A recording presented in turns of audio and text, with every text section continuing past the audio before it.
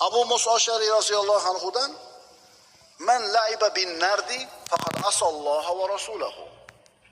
Kim narda o'ynasa, tahqiq Alloh va uning rasuliga osiy bo'pti.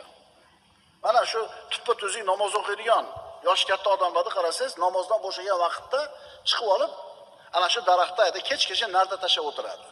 Harom. Masalul ladzi yal'abu bin nardi thumma yaqumu yusalli masalul ladzi yatawaddau bil qayhi va damil khinziri thumma yaqumu yusalli. Endi o'shaqalar qanaqa bo'ladi? Narda o'ynaydigan namozxonlar.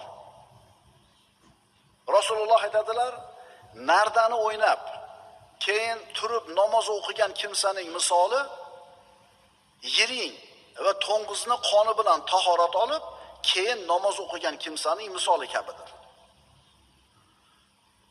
Imom Ahmaddan bu hadis.